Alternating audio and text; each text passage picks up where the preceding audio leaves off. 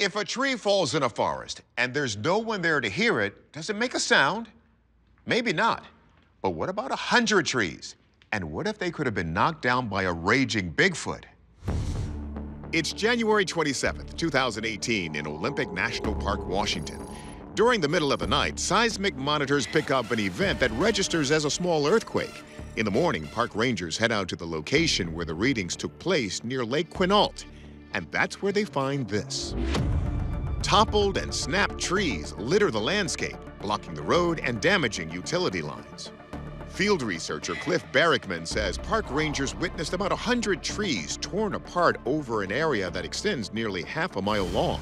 This example of one of the snapped trees is staggering. It is a very large tree. This trunk is probably 4 or 5 feet in diameter or more. Many of these splinters are literally the size of 2x4s. This tree fall quickly became a local mystery. What could have caused such awesome damage? Of course, weather is the most obvious explanation. Many believe if the circumstances here point to some sort of weather pattern, there are microcosms of unique weather patterns that are very highly destructive. Barrickman notes that after these pictures were released, speculation heated up on the internet that this destruction was the work of a creature believed to roam the area for centuries, the Sasquatch. Sasquatches, like all other apes, are known to break and twist trees. Why would a Sasquatch be breaking trees? Apes might break things to show how big and strong they are. And a Bigfoot might show how big and strong he is to protect his territory. At least that's how one story tells it. In 1924, gold prospectors on Mount St. Helens allegedly encountered a group of 7-foot-tall ape-like creatures. They say they shot at the creatures, injuring one. But that night, they say they paid for it. The ape men descended on the prospector's cabin, throwing boulders and ripping holes in the roof until daybreak. So perhaps these territorial Bigfoots are back in action.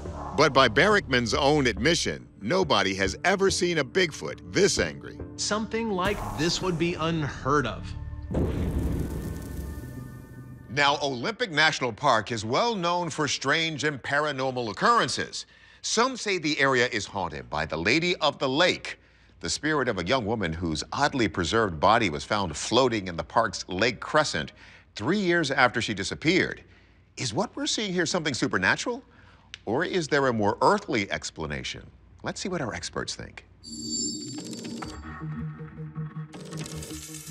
Could this damage be the work of one of America's most elusive creatures?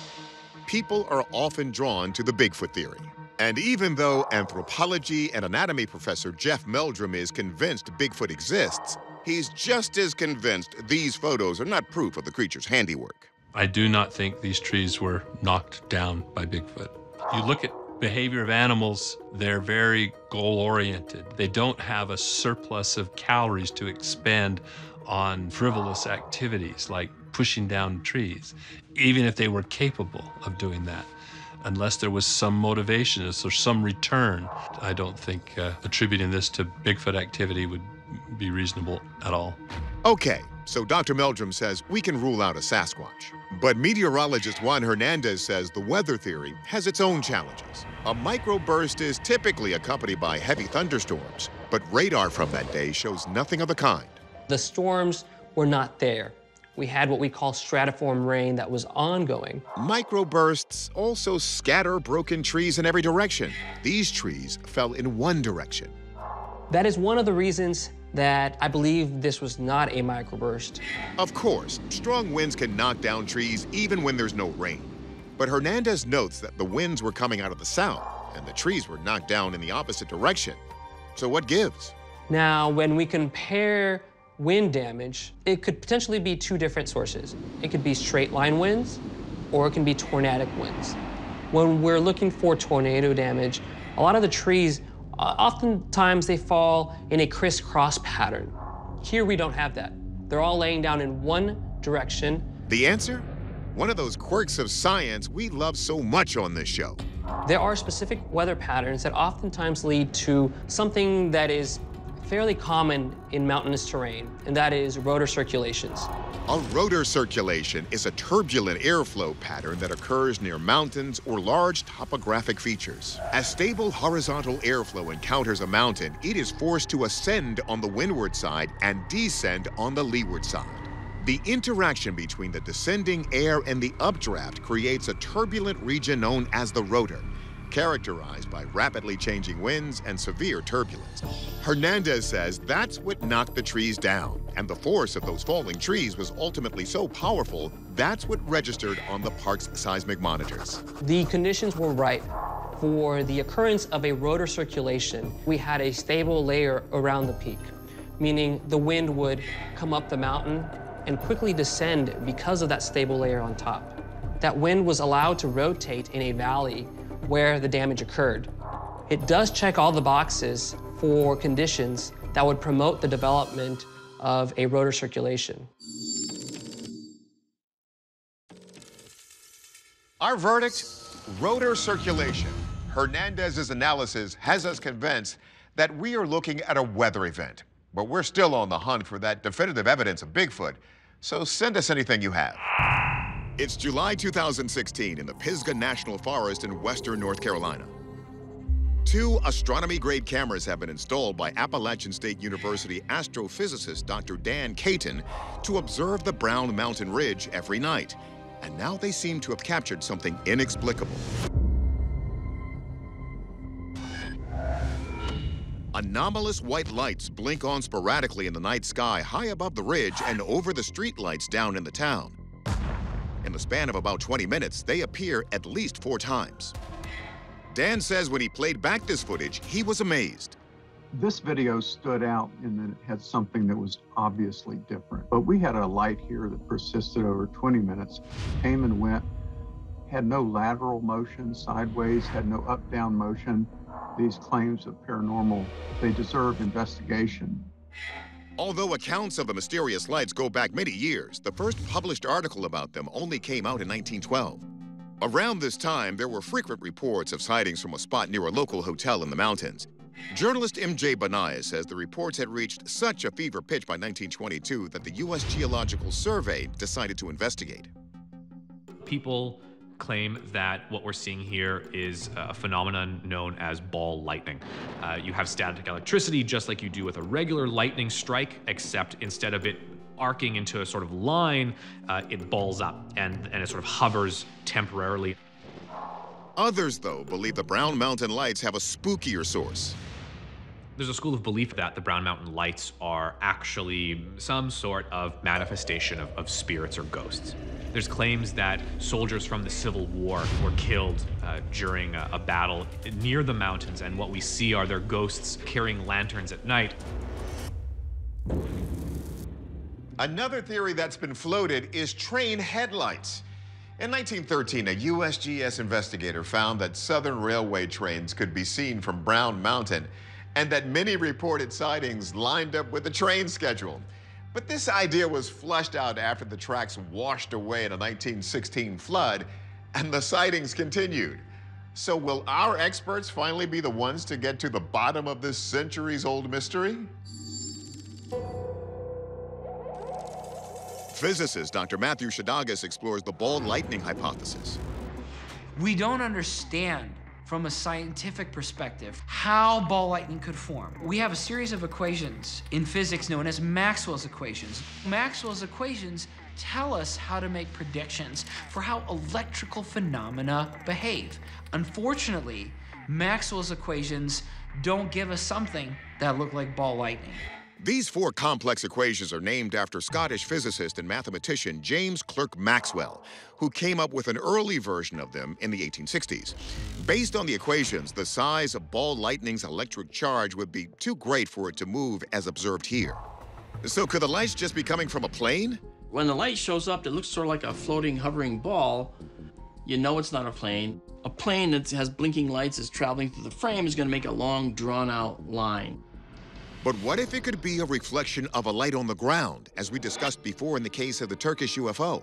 Since we keep mentioning the Fata Morgana phenomenon, here's how it works. It occurs when the temperature of the air below the line of sight is colder than the air above. This causes light rays passing through to bend down, making the image of the object appear higher than the actual object. This is an illusion that occurs near the horizon, and we see lights that are significantly above the horizon.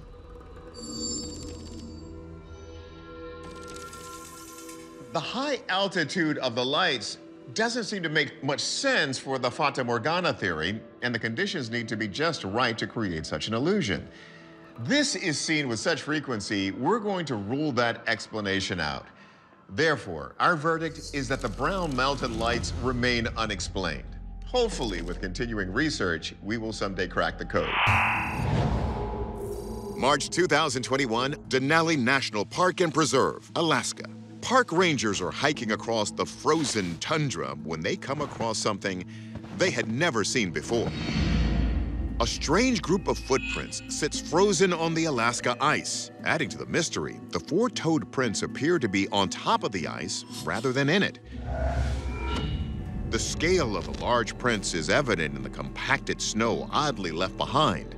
Many online sleuths believe these prints could be between 16 and 18 inches long, with the spaces between each footprint appearing to average around 3 feet. Field researcher Cliff Barrickman, who runs the North American Bigfoot Center, knows a thing or two about mysterious footprints. When you look at the footprints in the photographs, they poke above the ground. That's unusual. And could they actually be in a bipedal fashion? And certainly the snow screams Yeti. There are plenty of stories and evidence to suggest that a Sasquatch-like humanoid could thrive in the frozen tundras like that of Alaska. The indigenous people of the Himalayas coined the term Yeti to describe an ape-like bipedal creature they believed to be stalking the icy cold mountaintops. And the Alaskan natives had their own name for a similar creature they called Nantinuk, which translates to half man, half beast.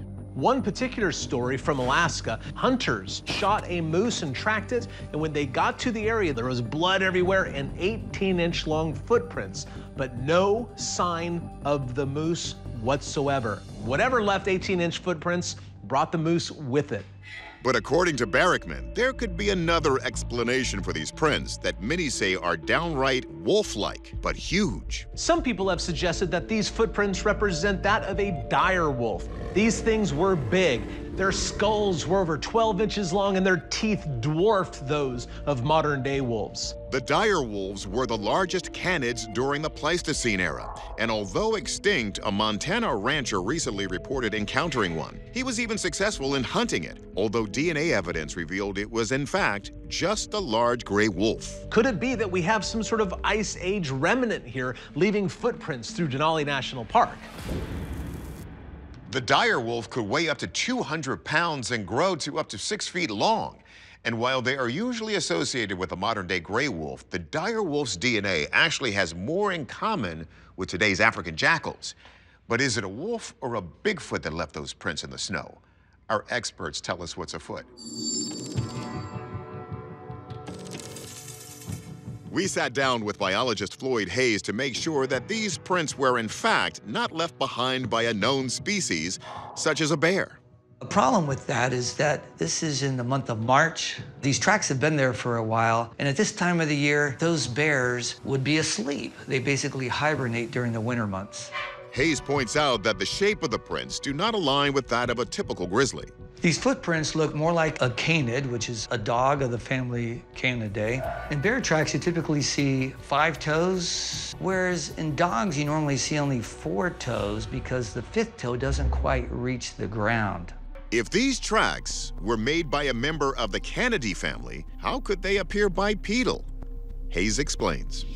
When a dog walks, it often places its hind foot in the same position as its front foot, and they often create a single line of tracks that are slightly offset from each other. So could these be the prints of a long-lost dire wolf? Hayes says that big bad wolf needed a massive, steady supply of fresh meat. The dire wolf formerly preyed on large species of grazing mammals, but after they became extinct, the dire wolf didn't really have much of a food supply left, and it too became extinct. But that still doesn't rule out the possibility that these prints could belong to some Sasquatch-like beast, such as the Yeti. Anthropology professor and Bigfoot expert Jeff Meldrum first breaks down how these strange prints could be perfectly preserved, pedestaled atop a giant sheet of ice rather than sunk into it. When a footprint compresses that snow, it makes it much more resistant both to melting but also to wind erosion. The wind has just scoured away the loose snow, leaving behind the compacted snow beneath the footprint. This process could possibly make footprints appear like they were left behind by an animal much larger than the actual culprit, but they also preserve some key hidden details. Primates don't have individual digital pads. You can see the individual digital pads as well as the larger pad of the hind foot of this canid. The pattern is very recognizable, so this is absolutely a gray wolf and not a Sasquatch. So, our verdict? These weren't made by a Sasquatch or a giant direwolf, just one of the 10,000 gray or black wolves living in Alaska, with some help from the snowdrift to make its paw prints appear larger. In May 2021, Queensland-based Yowie researcher Dean Harrison and his team are testing out infrared cameras at Springbrook National Park. They picked this spot because they believe they've seen traces of Yowie activity among the brush. And that night, they captured this mysterious footage. The thermal imagery seems to show a solitary figure hiding behind or even hugging a large tree trunk. Now, this is doing what Yowies do. They hug a tree, pretend they're a part of a tree if there's a human in the area, and they just blend. So you can see him just putting his head in. Minutes later, the image changes. Now it looks like there's a couple. Two giant creatures emerge from the foliage, and one is bending down to pick up something. As it bends over, you can also make out what looks like one of the creature's heads. It looks cone-shaped. The figures are large with wide shoulders and ape-like proportions. Field researcher Cliff Barrickman, who has been to Australia to study the Yowie, says the footage aligns with descriptions from indigenous peoples going back centuries. All of the Aborigines down there have drawings on the walls of caves depicting these things. They're prevalent in their storytelling traditions as well. But then the settlers came in the late 1700s, and they too started running into Yowies, which is another very strong indicator that they're a real biological animal. Now, Bigfoot-like creatures are part of folklore the world over. Nepal has the Yeti, Mongolia has the Alma. And one theory is that they all descended from a single Asian ancestor, some of whom made it to Australia, while others crossed the Bering Land Bridge, came to North America, and evolved into Bigfoot. If this video is real, it could help prove that theory, but that's a big if.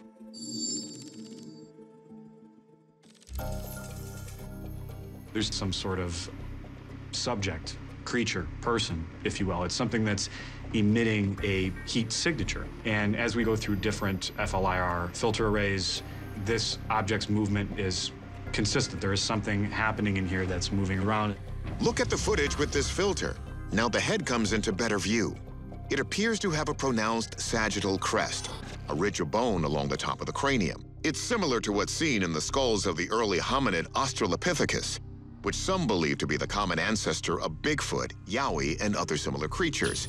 But Primo is cautious. Although we have not found any evidence to support that the recording was fabricated, we have no idea what is being depicted here. Next, our zoologist Roxy Furman analyzes the anatomy of the figures. What we can see clearly at one point is that there are two animals pictured.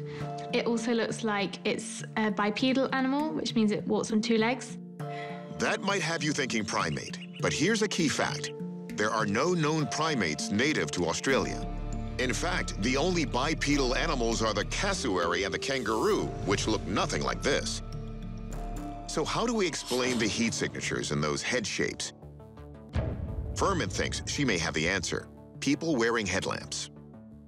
That would explain why the head's a slightly strange shape. That would mean the people were either misidentified or they're participants in an elaborate hoax, maybe Australia's version of the Patterson-Gimlin film, if that was a hoax too. But anthropologist Kathy Strain says that in this case, size does matter. The research team went back to the spot in daylight and measured the tree, matching the thermal footage as best they could to get a sense of the size of the figures in the infrared video. Whatever it is more than 8 feet tall. The possibility of them being human is highly unlikely. I came to the conclusion that what this video shows are two real Yowie. I think it is one of the most significant films taken in at least 50 years.